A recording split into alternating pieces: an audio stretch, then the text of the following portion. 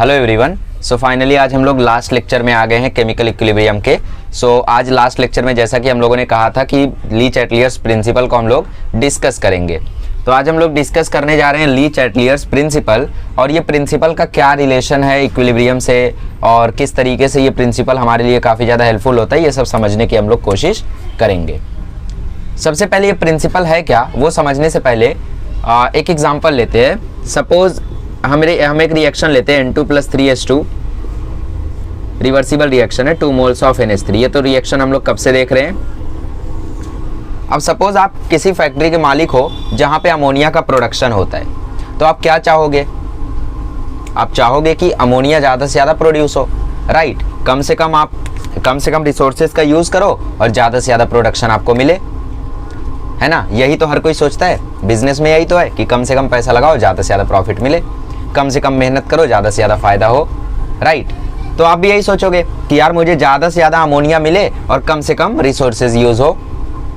तो ये जो इक्विलिब्रियम है ना, इसका काफ़ी बड़ा रोल होता है यहाँ पे, और इसकी मदद से हम लोग ली चैटलियर्स प्रिंसिपल अगर इसमें लगाएंगे तो हमें बहुत ही ज़्यादा प्रोडक्शन मिल सकता है। अब वो कैसे मिल सकता है वो समझने की हम लोग कोशिश करते हैं। देखो, सबसे पहले हम लोगों ने रिएक्ट कराया नाइट्रोजन हाइड्रोजन को, तो यहाँ पे मिला हमें अमोनिया। तो मान लेते हैं कि कुछ टाइम के बाद जो रेट ऑफ फॉरवर्ड रिएक्शन है वो इक्वल हो गया रेट ऑफ बैकवर्ड रिएक्शन के। After time T rate of forward reaction equal हो गया रेट ऑफ बैकवर्ड रिएक्शन के, और जब ऐसा होगा तो वहां पे अचीव हो जाएगा इक्विलिब्रियम। हम सब जानते हैं कि जैसे ही rate of forward reaction equal होगा रेट ऑफ बैकवर्ड रिएक्शन के, वहां पे आ जाएगा इक्विलिब्रियम। और जो इक्विलिब्रियम होता है वो किसी भी केमिकल रिएक्शन का, रिवर्सिबल केमिकल रिएक्शन का मोस्ट स्टेबल स्टेट होता है। मतलब हर कोई चाहता है कि हम इक्विलिब्रियम पे आ जाए। आप भी तो यही चाहते हो ना। जैसे सपोज डेली आप 5 रुपये लेकर जाते हो, आपका दोस्त 5 रुपये लेकर जाता है, पर 6 रुपया वो लेता है, 4 रुपये आप लेते हो। ऐसा कुछ अगर होता है तो आप क्या चाहोगे कि ऐसा ही स्टेट आ जाए कि मैं जो 5 लेकर जाता हूँ 5 ही मैं रहूँ और वो भी 5 रहे। जैसे सपोज 10 रुपया आपको और आपके भाई को डेली मिलता है, तो आपका भाई जो है वो छोटा है तो उसको 6 रुपया देना पड़ता है आपको। आप क्या चाहोगे कि मुझे भी 5 मिले, उसे भी 5 मिले। तो रिएक्शन में भी सेम होता है कि जब इक्विलिब्रियम अचीव हो जाता है तो rate of forward reaction equal हो जाता है रेट ऑफ बैकवर्ड रिएक्शन के, और जब भी दो चीज़ें इक्वल हो जाती हैं तो वही तो मोस्ट स्टेबल स्टेट होता है। अब सपोज आप पढ़ने में थोड़े बेकार हो, आपका दोस्त पढ़ने में बहुत अच्छा है, तो कैसे स्टेबिलिटी रहेगी? क्लास में तो स्टेबिलिटी नहीं रह सकती ना, क्योंकि आप क्लास में वो बेचारा लेक्चर पे कॉन्सेंट्रेट कर रहा है और आप उसको परेशान किए जा रहे हो, तो नहीं रह सकती स्टेबिलिटी। आप पढ़ने में बहुत ही ज़्यादा अच्छे हो, आपका दोस्त भी पढ़ने में बहुत ही ज़्यादा अच्छा है, तो हर जगह स्टेबिलिटी रहेगी। सो वैसे इक्विलिब्रियम आने पर जो स्टेट होता है किसी भी रिवर्सिबल रिएक्शन का, वो मोस्ट स्टेबल हो जाता है, ठीक है। तो सपोज हम लोगों ने नाइट्रोजन हाइड्रोजन को रिएक्ट कराया था इक्विलिब्रियम पे, हमें कुछ मोल्स ऑफ अमोनिया ऑब्टेन हुए, let's say x mole ammonia obtain हुए, ठीक। बट ये रिवर्सिबल रिएक्शन है, मतलब कुछ नाइट्रोजन हाइड्रोजन यहाँ पे रह जा रहे। क्या हम लोग कुछ करके अमोनिया का प्रोडक्शन बढ़ा सकते हैं? सोचो एक बार, क्या हम लोग कुछ कर दें कि अमोनिया का प्रोडक्शन बढ़ जाए?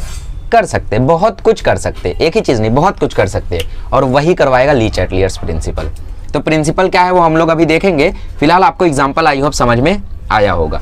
कोई भी रिएक्शन यही चाहता है कि वो इक्विलिब्रियम स्टेट पे रहे, तो हम क्या करेंगे? हम कुछ ऐसा करेंगे कि इक्विलिब्रियम डिस्टर्ब हो जाए। और एक बार इक्विलिब्रियम डिस्टर्ब होगा तो रिएक्शन फिर से चालू हो जाएगा, फिर से हम डिस्टर्ब कर देंगे, फिर से चालू हो जाएगा, फिर से डिस्टर्ब, फिर से चालू। तो इसे बार बार हमें प्रोडक्ट्स ऑब्टेन होते रहेंगे। इसी को हम लोग बोलते हैं ली चैटलियर्स प्रिंसिपल। अब ली चैटलियर्स प्रिंसिपल क्या है? ली चैटलियर्स प्रिंसिपल ये कहता है कि किसी भी इक्विलिब्रियम को अगर आप लोग थोड़ा भी चेंज करोगे, उसमें किसी भी इक्विलिब्रियम में आप थोड़ा भी अगर चेंज करोगे तो वो रिएक्शन दोबारा से इक्विलिब्रियम पे आने की कोशिश करेगा, ठीक है। जैसे यहाँ पे लिखा हुआ है, when a system of equilibrium is subjected to change, when a system of equilibrium is subjected to change,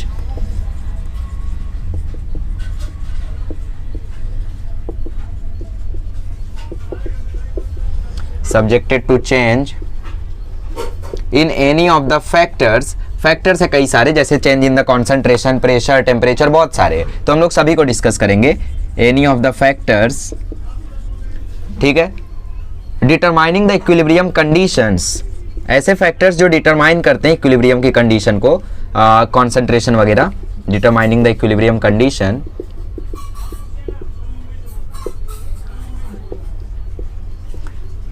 system will respond in such a way to minimize the effect of change. system will respond in such a way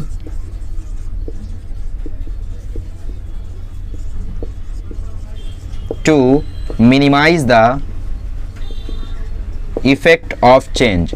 मतलब ये system कुछ ऐसा करना चाहेगा कि change बिल्कुल भी minimise हो जाए। जैसे सपोज डेली आपको 10 रुपया मिलता था और आज आपके भाई ने 3 रुपये ले लिया, आपको सिर्फ 7 रुपये, सॉरी आपको सिर्फ 3 रुपया मिला और आपके भाई ने आज 7 रुपये ले लिया। तो ऐसा भी हो सकता है कि बाद में आपका भाई आपको 2 रुपया दे दे इक्विलिब्रियम लाने के लिए। तो यहाँ पे रिएक्शन जो हो रहा है, पता है गलत एग्जाम्पल था, उतना बढ़िया नहीं समझा होगा। देखो जैसे ये रिएक्शन चल रहा है, अब इस रिएक्शन में सबसे पहला फैक्टर आता है कि मैं कॉन्सेंट्रेशन चेंज कर दूं। कॉन्सेंट्रेशन चेंज कर दूं मतलब लेट्स से कि अमोनिया के 1 मोल थे, इसके 1 मोल थे और अभी इसके 0.4 मोल बन चुके हैं। तो मैं क्या करता हूँ, 0.4 मोल बने ना, 0.3 मोल निकाल लेता हूँ। और जैसे ही मैं 0.3 मोल निकालूंगा रेट ऑफ रिएक्शन गड़बड़ हो जाएगा, क्योंकि यहाँ पे कम मोल्स है, यहाँ पे ज्यादा मोल्स है, तो फॉरवर्ड रिएक्शन तेजी से होने लगेगा। तो इक्विलिब्रियम डिस्टर्ब हो गया। अब डिस्टर्ब होने के कारण N2+3H2 फिर से रिएक्ट होने लगेंगे। ठीक है, तो यहाँ पे इसके मोल्स आप कम कर दो तो रिएक्शन फिर से फॉरवर्ड होने लगेगा, आपको और अमोनिया मिल जाएगा। या फिर आप एक और चीज कर सकते हो, क्यों ना आप N2 और H2 ऐड करते जाओ। यहाँ पे 1 मोल था, रिएक्शन होने के बाद लेट से यहाँ पे 0.6, यहाँ पे 0.6 बचा इक्विलिब्रियम आने के बाद। जरूरी नहीं है कि ये 0.5 ये 0.5 हो जाए। पहले ही लेक्चर में मैंने जब आपको ग्राफ दिखाया था कॉन्सेंट्रेशन का, तो वो ग्राफ कुछ ऐसा था, ऐसा ऐसा। यहाँ पे ये लाइन मिली नहीं थी। लाइन मिल जाती, वैसे मिलती है कई रिएक्शंस के लिए, बट इसके लिए नहीं मिलती है। लाइन मिल जाती, उसका मतलब क्या था कि दोनों का कॉन्सेंट्रेशन इक्वल हो गया। तो ये भी 0.5 ये भी 0.5, बट जरूरी नहीं है, समझ रहे हो। तो आप एक और चीज कर सकते हो कि N2H2 डालते जाओ। जैसे जैसे वहां पे अमोनिया बन रहा है, इक्विलिब्रियम आ रहा है, आप N2H2 डाल दो, इक्विलिब्रियम डिस्टर्ब हो जाएगा। क्योंकि इक्विलिब्रियम डिपेंड करता है ना, sorry rate of reaction depend करता है ना कॉन्सेंट्रेशन पे। यहाँ पे ज्यादा कॉन्सेंट्रेशन रहेगा तो रेट ऑफ रिएक्शन बहुत तेजी से होगा। ग्राफ याद है ना रेट ऑफ रिएक्शन का? रेट ऑफ रिएक्शन का ग्राफ कैसा है? रेट ऑफ फॉरवर्ड रिएक्शन ऐसा और रेट ऑफ बैकवर्ड रिएक्शन ऐसा, और फिर यहाँ पे आ जाता है इक्विलिब्रियम। तो रेट ऑफ फॉरवर्ड रिएक्शन बहुत तेजी से होता है शुरू में। क्यों तेजी से होता है? क्योंकि कॉन्सेंट्रेशन बहुत ज्यादा होता है रिएक्टेंट का। और रेट ऑफ बैकवर्ड रिएक्शन होता ही नहीं है, क्योंकि कॉन्सेंट्रेशन होता ही नहीं है प्रोडक्ट का। तो इसलिए लोग क्या करते हैं कि अमोनिया निकालते जाते हैं, अमोनिया निकालते जाएंगे तो रिएक्शन तेजी से फॉरवर्ड होता रहेगा, फॉरवर्ड रिएक्शन होता रहेगा, अमोनिया निकालते रहेंगे और इसी तरीके से इक्विलिब्रियम से हमें फायदा मिलता रहेगा। तो फिलहाल वो फैक्टर्स हम लोग डिस्कस करेंगे। शुरू से हम लोग समराइज करते चीज़ों को। हमने लिया एक एग्जाम्पल, हमें अमोनिया फैक्ट्री के मालिक, जहाँ पे हम अमोनिया प्रोड्यूस करते। ठीक, सो N2+3H2 से हमें मिल रहा था 2 मोल ऑफ NH3। हमने सोचा यार कुछ करते हैं जिससे कि हमें NH3 ज़्यादा से ज़्यादा मिले। तो इक्विलिब्रियम जो होता है वो मोस्ट स्टेबल स्टेट होता है, और कोई भी सिस्टम यही चाहता है कि वो इक्विलिब्रियम पे रहे। वो ये नहीं चाहते कि इक्विलिब्रियम से इधर उधर भटक जाए, वो हमेशा यही चाहता है कि वो इक्विलिब्रियम पे रहे। तो जब भी किसी सिस्टम के इक्विलिब्रियम पे आप लोग चेंज लाओगे, जब भी किसी सिस्टम के आप इक्विलिब्रियम पे चेंज लाओगे, तो वो सिस्टम इस तरीके से रिस्पॉन्ड करेगा कि उस चेंज को जो आपने लाया है उसका इफेक्ट कम से कम हो। मतलब आपने कॉन्सेंट्रेशन निकाली, इसका बहुत बड़ा चेंज रहेगा, बट ये क्या करेगा, फटाफट फॉरवर्ड रिएक्शन बढ़ा लेगा और दोबारा से इक्विलिब्रियम पे आ जाएगा। तो कोई ज्यादा इफेक्ट नहीं आएगा चेंज पे। इनडायरेक्टली आप बुक की लाइन अगर नहीं कॉपी करना चाहते, वैसे तो एग्जाम में यही लिखना है, बट अपने शब्दों में अगर आप लिखना चाहो तो यहां तक सेम लिखो, सब्जेक्टेड टू चेंज, यहां तक लिखो और फिर लिख दो system will try to achieve the equilibrium again. ऐसा भी लिख सकते हो कि दोबारा से वो इक्विलिब्रियम पे जाना चाहेगा। अगर किसी के भी इक्विलिब्रियम को आप लोग डिस्टर्ब करते हो तो इसका फायदा कंपनी वाले कैसा उठाते, इक्विलिब्रियम डिस्टर्ब कर देते हैं और फिर कोई ना कोई एक रिएक्शन तेजी से होने लगता है, तो फॉरवर्ड रिएक्शन बढ़ जाता है, बैकवर्ड रिएक्शन स्लो हो जाता है और प्रोडक्ट ज्यादा मिलने लगता है। या फिर कुछ लोग ऐसा भी चाहते हैं कि यार प्रोडक्ट फालतू का फॉर्म ना हो, तो उसकी वजह से वो रिएक्टेंट कम कर देते हैं, बैकवर्ड रिएक्शन बढ़ जाता है और फिर ये ज्यादा तेजी से हमें रिएक्टेंट के फॉर्म में कन्वर्ट हो जाता है। तो फिलहाल बेसिक बात आपको समझ में आई ली-चाटलियर्स प्रिंसिपल की। ये हमें काफ़ी हेल्प करता है प्रोडक्ट को बढ़ाने में, या इक्विलिब्रियम को जब भी हम लोग डिस्टर्ब करेंगे तो वो सिस्टम जो है वो दोबारा से इक्विलिब्रियम पे आना चाहता है। ठीक, चलिए सो हम लोग शुरू करते हैं अब एक एक फैक्टर्स को डिस्कस करना। चलिए, तो सबसे पहला फैक्टर है चेंज इन कॉन्सेंट्रेशन। तो ये तो सबसे ईजी फैक्टर है, बहुत ही ईजी टॉपिक है, ऐसा कुछ नहीं कि मतलब आपको बहुत ही ज़्यादा भारी जाने वाला है। भारी टॉपिक्स तो चालू होंगे 14th चैप्टर से, जहाँ पे इतने टॉपिक्स आएंगे, इतने टॉपिक्स आएंगे। एक्चुअली मैं भी कुछ सोच रहा था कि यार कुछ तो किया जाए ताकि आप लोगों को ऑर्गेनिक केमिस्ट्री थोड़ा सा इजी जाए, एटलीस्ट 11वीं की। इसलिए मैं अभी तक ऑर्गेनिक केमिस्ट्री ला नहीं रहा था। तो मैंने सोचा तो है कि कुछ प्लानिंग वगैरह करते हैं जिससे आपको थोड़े से टॉपिक्स थोड़े इजी लगे, बिकॉज ऑर्गेनिक केमिस्ट्री एक ऐसा है ना कि मतलब उसमें यार भर भर के चीज़ें भरी हुई हैं। पूरा इनऑर्गेनिक केमिस्ट्री एक तरफ कर दो, ऑर्गेनिक केमिस्ट्री एक तरफ कर दो, आपको ऑर्गेनिक ही भारी लगेगा, क्योंकि उसमें चीज़ें बहुत ज़्यादा भरी हुई हैं। इनऑर्गेनिक के एक्सेप्शन के लिए जो रोते हो ना, उससे बहुत ज़्यादा चीज़ें वहाँ पे भरी हुई हैं। एक्सेप्शन ठीक है यार, उतना भी नहीं है, रट सकते हो, बट ऑर्गेनिक में आपको इतनी सारी चीज़ें मिलेंगी। कोई नहीं, छोड़ो, ऑर्गेनिक में देखेंगे। फिजिकल चल रहा है अभी तो, केमिकल इक्विलिब्रियम। ठीक, चेंज इन कॉन्सेंट्रेशन देखो, जैसे हमारे पास है N2 + 3H2 gives out 2 moles of NH3। इसको हम लोग हेबर्स प्रोसेस भी बोलते हैं। आपकी टेक्स्ट बुक के लास्ट में इसका एग्जाम्पल दिया हुआ है। तो कॉन्सेंट्रेशन चेंज करके हम लोग क्या कर सकते हैं, देखो सबसे पहला तो हम ये कर सकते हैं कि जब इक्विलिब्रियम अचीव हो जाए तो हम लोग N2 की मात्रा यहाँ पे बढ़ा देते हैं, या H2 की मात्रा हम यहाँ पे बढ़ा देते हैं। कॉन्सेंट्रेशन ऑफ N2 या फिर कॉन्सेंट्रेशन ऑफ H2 हम क्या करते हैं, बढ़ा देते हैं। और जब हम लोग इनकी कॉन्सेंट्रेशन को बढ़ा देंगे तो इक्विलिब्रियम डिस्टर्ब हो जाएगा। पहले क्या था, पहले N2 3H2 आपस में कंबाइन हुए, रिएक्ट हुए और NH3 बना, मस्त एकदम इक्विलिब्रियम पे आ गए। बट अब मैंने क्या किया, धीरे से N2 3H2 का जो कॉन्सेंट्रेशन है वो बढ़ा दिया, तो इक्विलिब्रियम नहीं रह गया ना। अब जैसे वापस लाते हैं अपने एग्जांपल को, सीसॉ पे एक तरफ बैठा था एक कोई भी हो, किसको बनाए, ठीक है, और छोड़ो। सो एक तरफ कोई एक बॉय बैठा था B1 और एक तरफ कोई बॉय बैठा था B2। ये दोनों इक्विलिब्रियम पे आ गए थे। अब मैंने क्या किया, मैंने धीरे से इस B1 के पास एक छोटे से बच्चे को बैठा दिया। ठीक, अब जब मैंने यहाँ पे B1 के पास किसी एक छोटे से मास को रख दिया, किसी एक पार्टिकल को रख दिया, तो ये सीसॉ इधर पे नीचे की तरफ जाने लगेगा। बट सीसॉ चाहता क्या है कि वो इक्विलिब्रियम पे रहे, राइट। तो क्या करेगा B2 कोशिश करेगा कि वो अपना भी थोड़ा सा वजन बढ़ाए, राइट। उसकी वजह से ये दोबारा से इक्विलिब्रियम पे आएगा। तो यहाँ पे वैसे अगर मैं N2 3H2 को बढ़ा दूंगा तो N2 3H2 के कारण जो सिस्टम है, सिस्टम क्या चाहेगा, सिस्टम चाहेगा NH3 का जो कॉन्सेंट्रेशन है वो दोबारा से नॉर्मल हो जाए। ठीक है, तो या तो N2 और H2 की मात्रा आप लोग बढ़ा दो, क्योंकि इनका कॉन्सेंट्रेशन जब बढ़ जाएगा, व्हेन कॉन्सेंट्रेशन ऑफ N2 और H2 is increased, then equilibrium of the system will get disturbed। ठीक है, equilibrium will get disturbed, equilibrium तो रह ही नहीं जाएगा फिर। और जब equilibrium नहीं रह जाएगा then reaction will shift forward to achieve equilibrium again। Reaction क्या चाहेगा, रिएक्शन दोबारा से आगे की तरफ शिफ्ट हो जाएगा ताकि दोबारा से इक्विलिब्रियम आ जाए।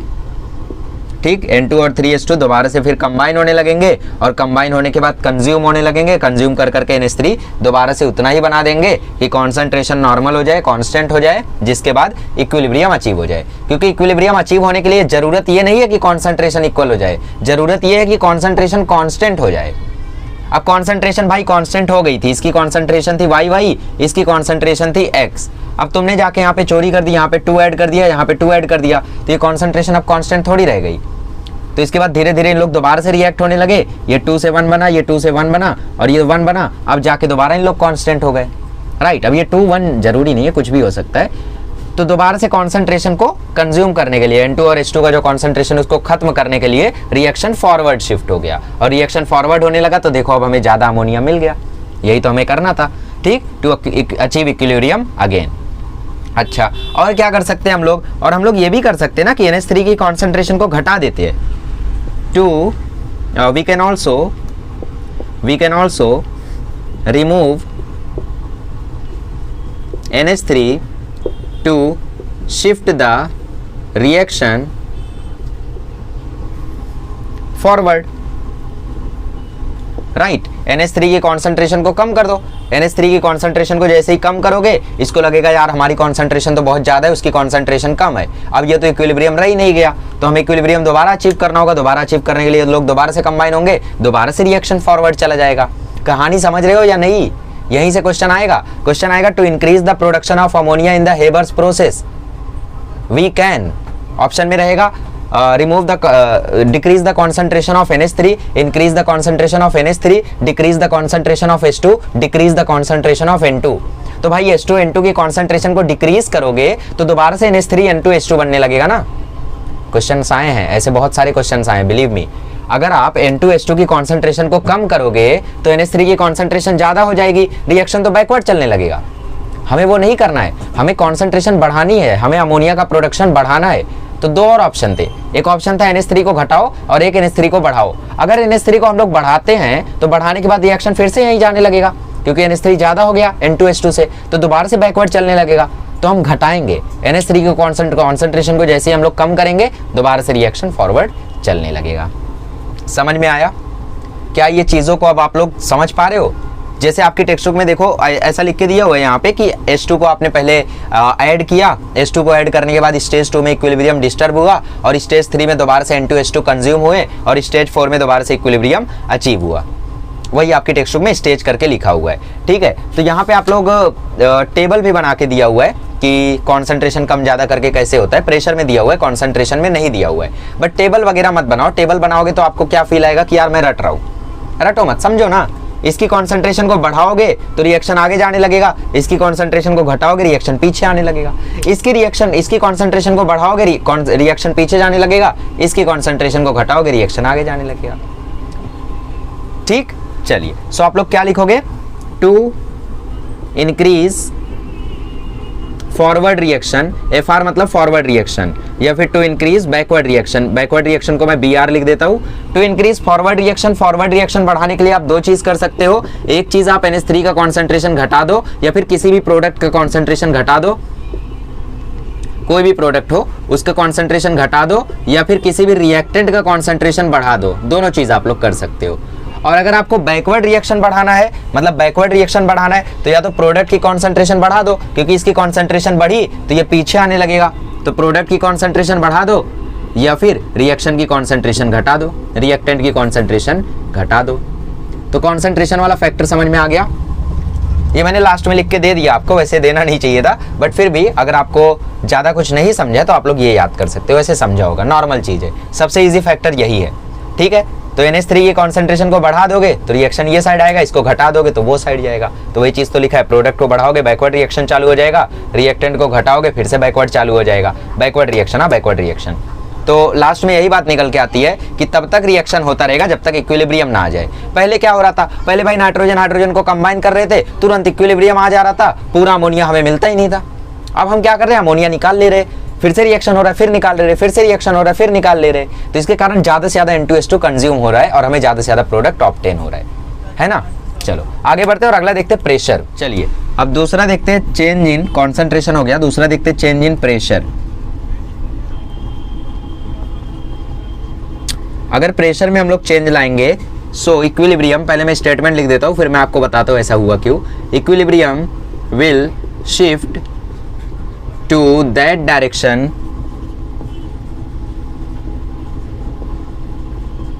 which has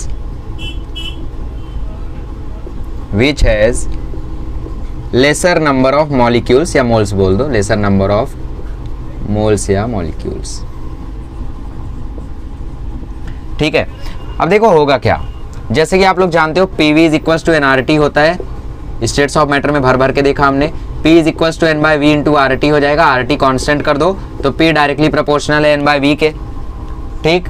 और कहीं पर भी अगर वॉल्यूम कांस्टेंट है तो यहाँ से अगर आप लोग प्रेशर बढ़ाते हो, वॉल्यूम अगर कांस्टेंट नहीं है तब का देखते हैं, प्रेशर बढ़ाते हो तो वॉल्यूम घटेगा, और वॉल्यूम घटेगा तो ओवरऑल कॉन्सेंट्रेशन बढ़ेगी। अगर नंबर ऑफ मोल्स को मैं एक पल के लिए कांस्टेंट मान लूँ तो अगर आप प्रेशर बढ़ाते हो तो वॉल्यूम घटेगा, और अगर डिनोमिनेटर छोटा हो रहा है तो पूरा नंबर बड़ा होगा या नहीं।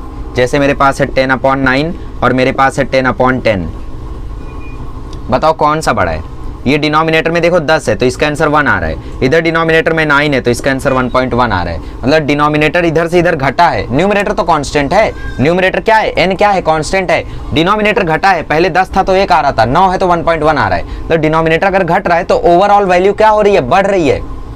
एक और एग्जांपल लेते हैं, जैसे सपोज पहले था 10/5 और फिर अब हो गया 10/2, तो तो 10/5 का आंसर क्या आ रहा है 2, 10/2 का आंसर क्या आ रहा है 5। ऊपर वाला तो कांस्टेंट है, ये सपोज n जो है, ये जो 10 है ये सपोज n है, तो n तो दोनों जगह पे कांस्टेंट है। चेंज क्या हुआ, वॉल्यूम, वॉल्यूम क्या हुआ यहाँ से यहाँ कम हुआ, तो वॉल्यूम कम हुआ तो ओवरऑल वैल्यू क्या हुई, बढ़ी।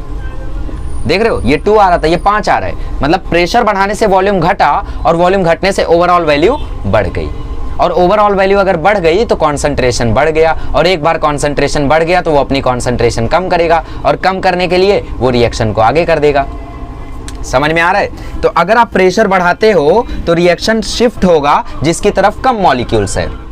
ठीक, कंसेप्ट समझ में आया? अगर मैं प्रेशर बढ़ाऊंगा तो ओवरऑल कॉन्सेंट्रेशन बढ़ेगी, और ओवरऑल कॉन्सेंट्रेशन अगर एक बार बढ़ी तो अपनी कॉन्सेंट्रेशन कम करेगा, और कम करने के लिए वो रिएक्शन को आगे भेज देगा। जैसे N2 + 3H2, वही एग्जांपल लेते हैं। आपके टेक्स्ट बुक में N2O4 2NO2 का दिया हुआ है, बट हम इससे समझ रहे हैं तो इसी को लेते हैं। अभी उसको भी ले लेंगे 2NH3, ऐसा दिया हुआ है। अब लेट से मैंने यहाँ पे प्रेशर बढ़ा दिया, जैसे ही मैं प्रेशर बढ़ाऊंगा तुरंत कॉन्सेंट्रेशन क्या करेगी, कॉन्सेंट्रेशन भी बढ़ जाएगी, और एक बार इसकी कॉन्सेंट्रेशन बढ़ी तो ये आगे की तरफ शिफ्ट हो जाएगा, और आगे की तरफ अगर देखो तो कम नंबर ऑफ मॉलिक्यूल्स है। ठीक है, तो यहाँ से टेबल आपको समझना होगा, टेबल बना लो आप लोग। चेंज इन प्रेशर और डायरेक्शन ऑफ रिएक्शन,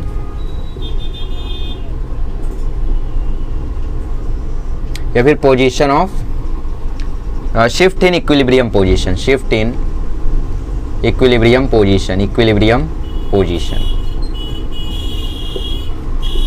अगर आप प्रेशर को बढ़ाते हो तो कॉन्सेंट्रेशन बढ़ जाएगी, और एक बार इसकी कॉन्सेंट्रेशन बढ़ी तो ये अपना कॉन्सेंट्रेशन कम करने के लिए लेसर नंबर ऑफ मॉलिक्यूल्स के पास जाएगा।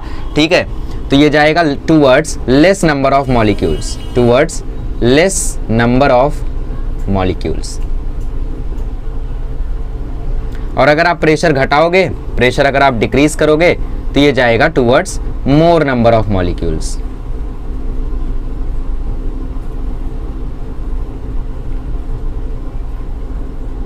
Towards more number of molecules. जैसे यहाँ पे देखो, अगर मैं प्रेशर को यहाँ पे डिक्रीज करता हूँ, अगर मैं प्रेशर को डिक्रीज करता हूँ तो ओवरऑल कॉन्सेंट्रेशन कम हो जाएगी, और एक बार कॉन्सेंट्रेशन कम हो गई तो ये किसकी तरफ जाएगा, ज्यादा नंबर ऑफ मॉलिक्यूल्स की तरफ। राइट, तो यहाँ पे NH3 से N2 और 3H2 बनने लगेगा। समझ में आ गया? प्रेशर बढ़ाऊंगा तो इस तरफ, प्रेशर घटाऊंगा तो इस तरफ। राइट, जैसे यहाँ पे ये वाला भी एग्जांपल लेते हैं, N2O4 is in equilibrium with 2NO2। तो अगर मैं यहाँ पे प्रेशर बढ़ाऊंगा तो रिएक्शन बैकवर्ड चालू हो जाएगा। क्यों? क्योंकि यहाँ पे कम मॉलिक्यूल्स है, लेस नंबर ऑफ मॉलिक्यूल्स, यहाँ पे चालू हो जाएगा। अगर मैं प्रेशर घटाऊंगा तो रिएक्शन इस साइड चालू हो जाएगा। क्यों? क्योंकि यहाँ पे ज्यादा मॉलिक्यूल्स है। हाँ, एक और कंडीशन है कि इसको सिर्फ और सिर्फ आप लोग गैसेस के लिए लगा सकते हो। प्रेशर वाला case valid only for gases, क्योंकि PV = nRT ही सिर्फ गैसेस के लिए वैलिड है। सो बाकी कहीं पर आप इस चीज को लगाने का प्रयास मत करना। ठीक है, तो ये टेबल अच्छे से बना लो, इसको याद रख लो। और अगर ये भी नहीं याद रखना चाहते तो ये रिलेशन याद रखो, एक्सप्लेनेशन याद करना, तुरंत आंसर मार्क कर पाओगे। सच्ची बोल रहा हूं, इसके क्वेश्चंस को सॉल्व करने में बहुत मजा आता है। एक बार आपका ये पूरा पढ़ के हो जाए तो बुक खोलना, PYQ, और सारे क्वेश्चन हिला डालना, सारे क्वेश्चन हो जाएंगे 101%। चलिए थर्ड केस देखते हैं, चेंज इन टेम्परेचर या फिर effects of temperature. Change in temperature का भी देखो सीधा सीधा केस है। When temperature is increased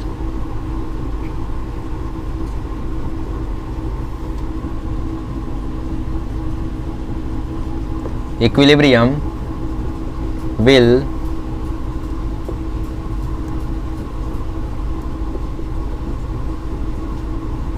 shift towards that direction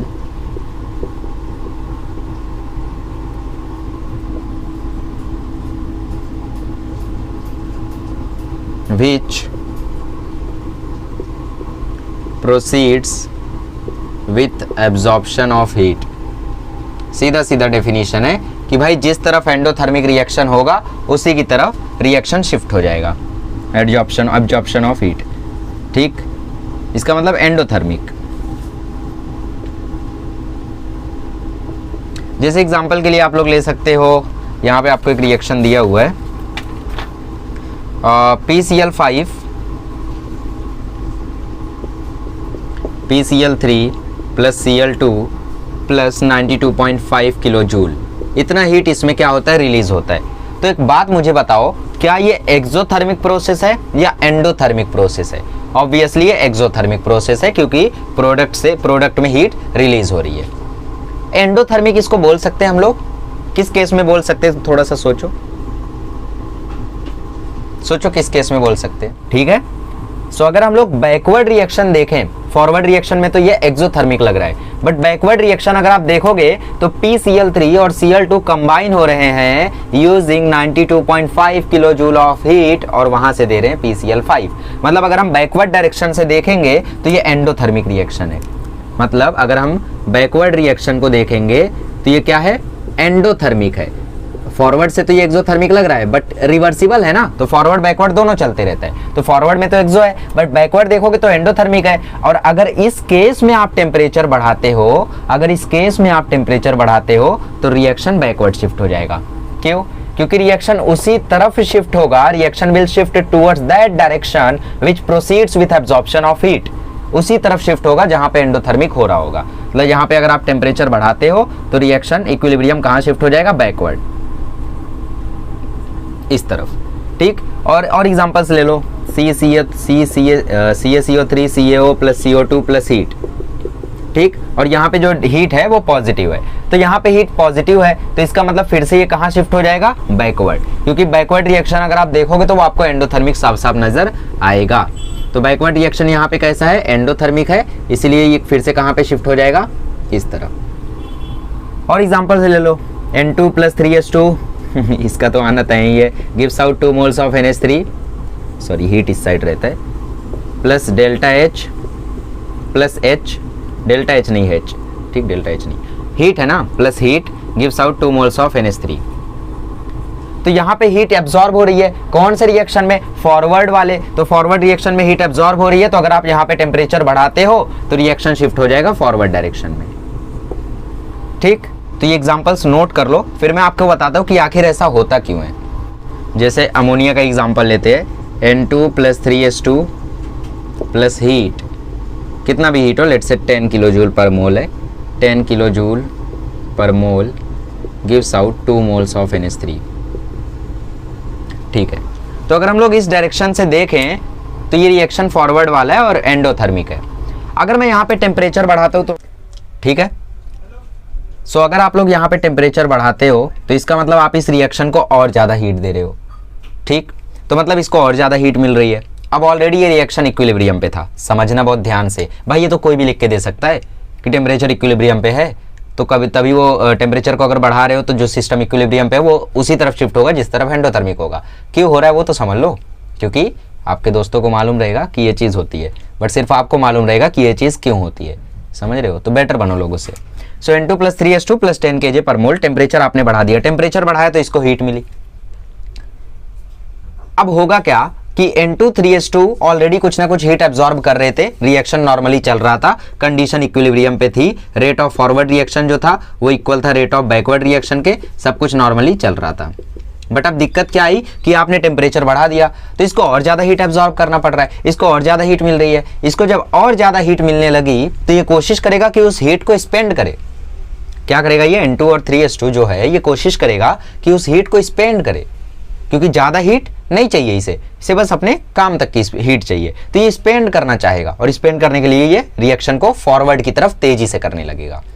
वहीं हम NH3 की बात करें तो अगर इस 10 kg को वहां भेजते हो तो एक्सोथर्मिक हो जाएगा, राइट, वहां से हीट रिलीज हो रही है। तो आप वहां पे अगर टेम्परेचर बढ़ा रहे हो तो ऑलरेडी हीट रिलीज हो रही है, आप उसमें और टेम्परेचर बढ़ा रहे हो तो वो क्या चाहेगा, वो चाहेगा हीट रिलीज हो, मेरा टेम्परेचर और ना बढ़े, मेरा टेम्परेचर कम रहे। NH3 यही चाहेगा ना कि 10 kg पर मोल हीट रिलीज हो, बढ़े ना temperature.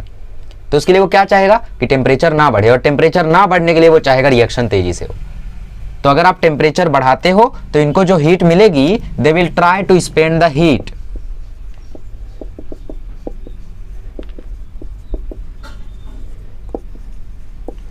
by making the reaction faster।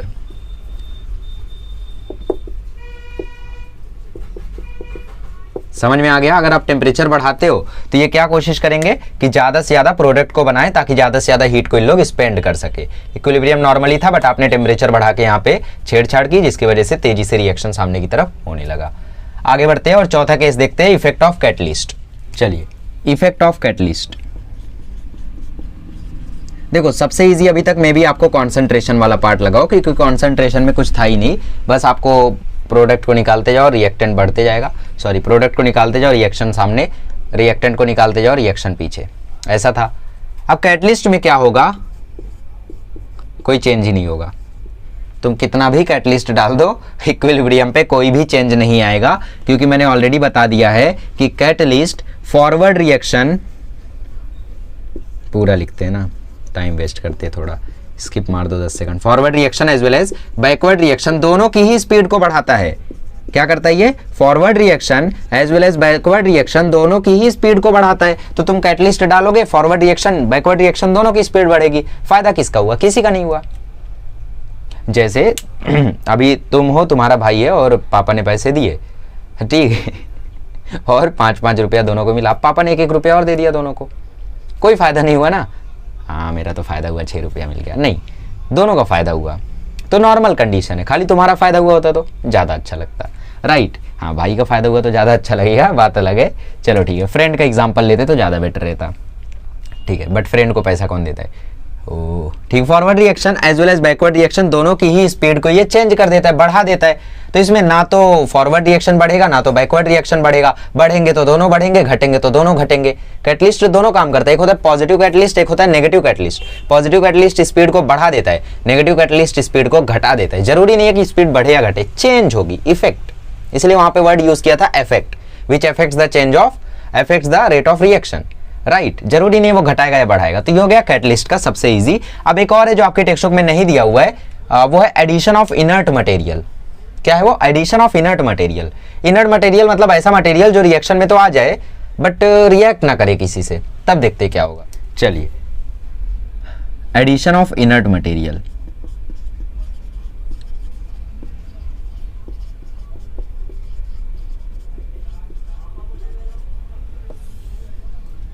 Actually ये प्रेशर का ही पार्ट है, बट फिर भी हम लोग सेपरेटली डिस्कस करते हैं। देखो, इनर्ट मटेरियल ऐसा मटेरियल है जो रिएक्शन में तो जाएगा बट किसी से रिएक्ट नहीं करेगा। अब यहाँ पे दो केस होता है, जैसे प्रेशर वाला जो था, चेंज इन प्रेशर, उसमें भी एक केस था कि डेल्टा एनजी की वैल्यू 0 नहीं होनी चाहिए।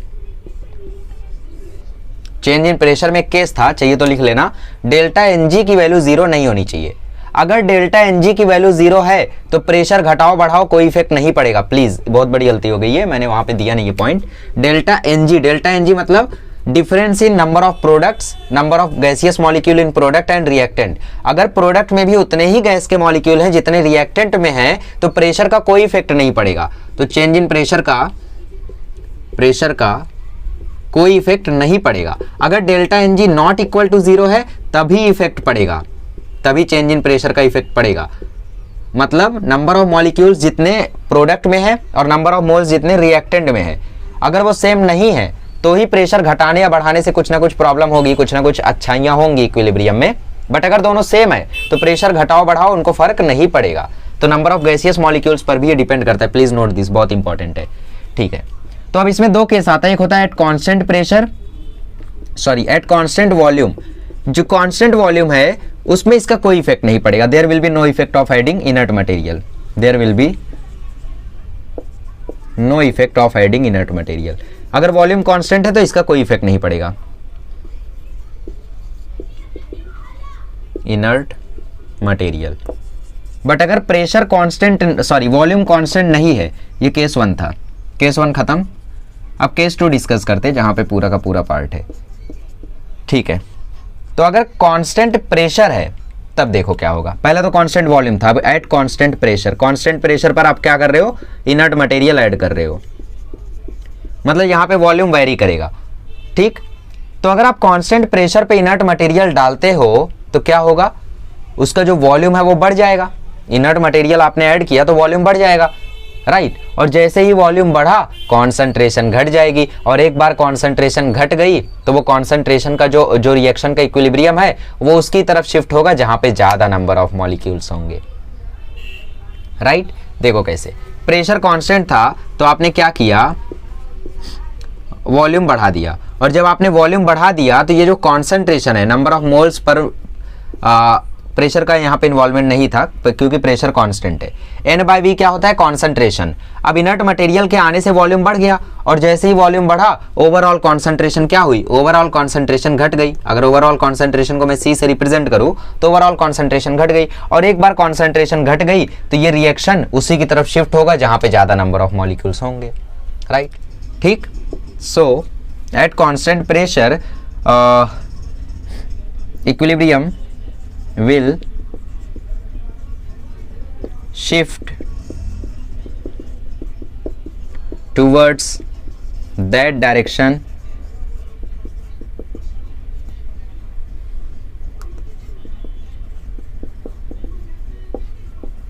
which has, ठीक है, तो ये उसकी तरफ शिफ्ट होगा जहां पे ज्यादा नंबर ऑफ मॉलिक्यूल्स होंगे।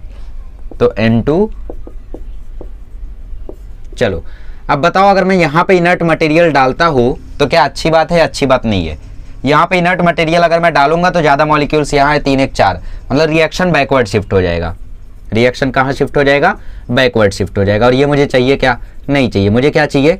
मुझे रिएक्शन फॉरवर्ड चाहिए ताकि मुझे ज़्यादा से ज़्यादा अमोनिया मिले एज अ कंपनी ओनर, ठीक। वरना कहीं भी चलने दो, हमें क्या फ़र्क पड़ता है। तो इनर्ट मटेरियल हमें यहाँ पे नहीं डालना है क्योंकि इनर्ट मटेरियल डालने से रिएक्शन बैकवर्ड चल रहा है। बैकवर्ड ही क्यों चल रहा है? क्योंकि बैकवर्ड ज़्यादा नंबर ऑफ मॉलिक्यूल्स है, मोर नंबर ऑफ मॉलिक्यूल्स, फिर मोर number of moles. 3 hydrogen 1 nitrogen 4 हो गए ना। तो कांस्टेंट वॉल्यूम पे फर्क नहीं पड़ेगा। अगर वॉल्यूम कांस्टेंट नहीं है, प्रेशर कांस्टेंट है, तो वहां पे फर्क पड़ेगा क्योंकि ओवरऑल कॉन्सेंट्रेशन घट जाएगी, और कॉन्सेंट्रेशन घटेगी तो जहां पे ज्यादा मॉलिक्यूल्स है उसकी तरफ इक्विलिब्रियम शिफ्ट हो जाएगा। समझ में आ गया? चलिए अब सारी चीजों को समराइज करते हैं और एक लास्ट टाइम एक क्वेश्चन देख लेते हैं NH3 का ही, और फिर लेक्चर को ओवर करते हैं। चलिए तो समराइज करते हैं हम लोग। सबसे पहले हमने देखा चेंज इन कॉन्सेंट्रेशन। कॉन्सेंट्रेशन के चेंज में हमने क्या देखा? या तो रिएक्टेंट को घटा दो, सॉरी, या तो रिएक्टेंट के कॉन्सेंट्रेशन को बढ़ा दो, या तो प्रोडक्ट की कॉन्सेंट्रेशन को घटा दो। रिएक्शन कहाँ शिफ्ट हो जाएगा? A + B अगर इक्विलिब्रियम में है C के साथ तो इक्विलिब्रियम शिफ्ट हो जाएगा राइट की तरफ, फॉरवर्ड लिख देता हूँ, ज़्यादा बेटर रहेगा, ठीक। दोनों केसेस में ये करो चाहे ये करो। और दूसरा आप लोग खुद से समझ सकते हो कि या तो रिएक्टेंट को घटा दो, प्रोडक्ट को बढ़ा दो, तो लेफ्ट हो जाएगा, बैकवर्ड हो जाएगा, ठीक है। दूसरा हमने देखा चेंज इन प्रेशर। अब प्रेशर के लिए एक कंडीशन है। क्या कंडीशन है? कि डेल्टा Ng की वैल्यू 0 होनी चाहिए, राइट। मतलब जितने मॉलिक्यूल्स राइट में हैं, सॉरी, डेल्टा Ng की वैल्यू नॉट इक्वल टू 0 होनी चाहिए। अगर इक्वल टू 0 हो गई तो ये कंडीशन फिर वहाँ काम नहीं करेगी, ठीक है। डेल्टा Ng मतलब number of moles of gases in product should not be equal to number of moles of gases in reactant, तो वहाँ पे नॉन जीरो रहेगा। जैसे मेरे पास है H2 + I2 2 moles of HI, ऐसा दिया हुआ है। तो यहाँ पे देखो 2 हैं और यहाँ भी 2 गैस के मॉलिक्यूल्स है। तो यहाँ पे ये प्रेशर को आप लोग बढ़ाओगे घटाओगे, इनको कोई फर्क नहीं पड़ेगा। क्यों नहीं पड़ेगा? क्योंकि यहाँ भी 2 मॉलिक्यूल्स है, यहाँ भी 2 मोल्स है, यहाँ भी 2 मोल है, यहाँ भी 2 मोल है, 2 - 2 0 आ रहा है, तो 0 नहीं रहना चाहिए। Delta Ng should not be equal to 0, ठीक है। तो delta Ng should not be equal to 0। हाँ, इसमें हमने क्या देखा था कि अगर आप प्रेशर को इंक्रीज करते हो तो उधर जाता है जहाँ पे लेसर नंबर ऑफ मोल्स हो। देखो इसको आप लोग ऐसे भी समझ सकते हो कि P = N/V है। अगर मैं वॉल्यूम कांस्टेंट कर दूं, अभी मैं नंबर ऑफ मोल्स कांस्टेंट कर रहा था, अब मैं वॉल्यूम कांस्टेंट कर दूं तो P directly proportional to N हो जाएगा, right. P directly proportional to N हो जाएगा। तो अगर मैं P बढ़ाऊंगा तो N बढ़ेगा और नंबर ऑफ मोल्स बढ़ेंगे तो ये रिएक्शन उधर जाना चाहेगा जहाँ पे कम मोल्स हो। तो ऐसा आप लोग समझ सकते हो, ये भी ज़्यादा बेटर है, ठीक है। क्या है? P = N/V। तो वॉल्यूम अगर कांस्टेंट कर दो तो P is directly proportional to N। तो अगर प्रेशर बढ़ेगा तो नंबर ऑफ मोल्स बढ़ेंगे, और नंबर ऑफ मोल्स बढ़ेंगे तो वो चाहेगा कि वो रिएक्शन आगे की तरफ करे, उस तरफ लेकर जाए जहाँ पे कम मोल्स है, ताकि इक्विलिब्रियम दोबारा से आ सके। और अगर आप प्रेशर डिक्रीज करते हो तो नंबर ऑफ मोल्स कम हो जाएंगे, और नंबर ऑफ मोल्स कम हो जाएंगे तो ये उसकी तरफ जाना चाहेगा जहाँ पे ज़्यादा नंबर ऑफ मोल्स हैं, ठीक। सो डिक्रीज में ये उस तरफ जाएगा जहाँ पे मोर नंबर ऑफ मोल्स है, राइट। केस क्लियर हुआ? ठीक है। चलिए अगला केस हमने देखा था इफेक्ट ऑफ टेम्परेचर। सो अगर आप टेम्परेचर बढ़ाते हो सो रिएक्शन उस तरफ शिफ्ट होगा जिस तरफ एंडोथर्मिक प्रोसेस हो रहा है। रिएक्शन उस तरफ शिफ्ट होगा जिस तरफ एंडोथर्मिक प्रोसेस हो रहा है। कैटलिस्ट के आने से कोई चेंज नहीं पड़ेगा, इनर्ट मटेरियल आने से मोर नंबर ऑफ मॉलिक्यूल्स की तरफ भागेगा, रिएक्शन उस तरफ शिफ्ट होगा जहां पे ज़्यादा नंबर ऑफ मॉलिक्यूल्स होंगे। क्यों? क्योंकि इनर्ट मटेरियल आने से वॉल्यूम बढ़ जाएगा, वॉल्यूम बढ़ जाएगा तो इसको लगेगा ओवरऑल कॉन्सेंट्रेशन घट गई है, तो कॉन्सेंट्रेशन दोबारा बढ़ाना चाहेगा। और यही केस तो इसमें भी हुआ था, जब प्रेशर घटा था वॉल्यूम बढ़ा था और ओवरऑल कॉन्सेंट्रेशन घटा था। ओवरऑल कॉन्सेंट्रेशन घटा था तो रिएक्शन उस तरफ शिफ्ट हुआ था जहाँ पे ज़्यादा नंबर ऑफ मोल्स थे। तो यहाँ पे उसी तरफ ये जाएगा जहाँ पे ज़्यादा नंबर ऑफ मोल्स या मॉलिक्यूल्स लिख दो, क्योंकि मोल से ही मॉलिक्यूल आता है, n × एवोगैड्रो नंबर। ठीक, तो बात वही है। तो ये आ गया हमारा सारा केसेस और उसका रिजल्ट। ये सभी चीज़ों को नोट कर लो और चाहिए तो इसको शॉर्ट नोट में ऐड कर देना। अब जैसे शॉर्ट नोट आप लोग बनाते हो, ली चैटलियर्स प्रिंसिपल का आप लोग बना रहे हो, ठीक, तो आप लोग क्या करोगे, एक एक लिखोगे और फिर उसका एग्जाम्पल लिखोगे। नहीं, शॉर्ट नोट जब बना रहे हो ना तो पूरे ली चैटलियर्स प्रिंसिपल में उसमें सिर्फ ये रहना चाहिए, सिर्फ और सिर्फ ये, और ये भी छोटा छोटा, राइट। ये सब नहीं रहना चाहिए कि यार P/V ये वो। शॉर्ट नोट रिवीजन के लिए है, नॉट फॉर अंडरस्टैंडिंग। अंडरस्टैंडिंग के लिए आपके लॉन्ग नोट्स है, तो रिवीजन के लिए तो ये सारी चीज़ें रहनी चाहिए, ये सब नहीं। सिर्फ इतना, कॉन्सेंट्रेशन चेंज के लिए इतना, चेंज इन प्रेशर में सिर्फ इंक्रीज का लिखो, डिक्रीज का समझ जाएगा। टेम्परेचर में सिर्फ इतना लिखो, कैटलिस्ट का लिखो ही मत, क्योंकि उससे चेंज नहीं आता है, कोई वो काम का भी नहीं है कैटलिस्ट। ठीक है, ऐसे ही दिया था तो मैंने बता दिया। इनर्ट मटेरियल का भी NCERT में दिया, बोर्ड में नहीं दिया हुआ है, तो मोर नंबर ऑफ मोल्स की तरफ शिफ्ट हो जाता है। समझ में आ गया सब कुछ?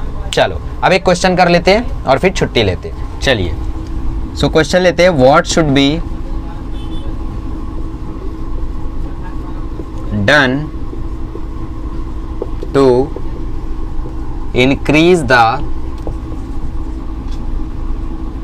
Yield of NH3। चलो फटाफट से इसका आंसर बताओ, फिर एक और क्वेश्चन करेंगे और फिर छुट्टी। कॉन्सेंट्रेशन में क्या चेंज लाना चाहिए?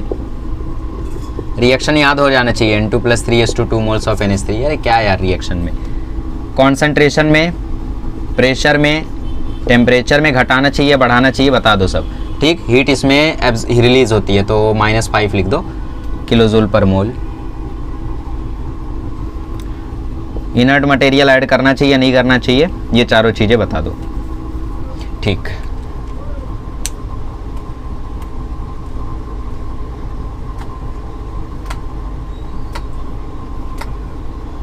सोचो।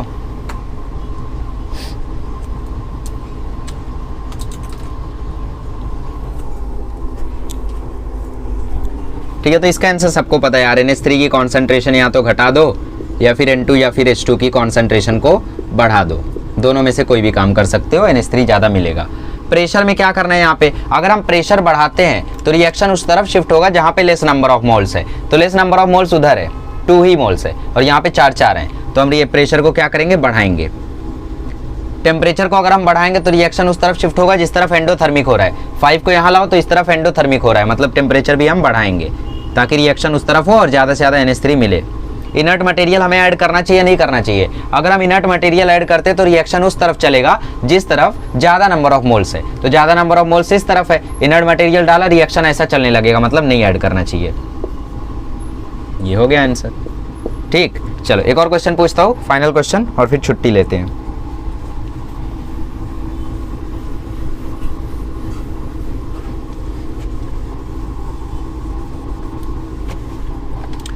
यील्ड ऑफ PCl3, कुछ भी ले लो ना, PCl5, PCl3 + Cl2 + 92.5 kJ।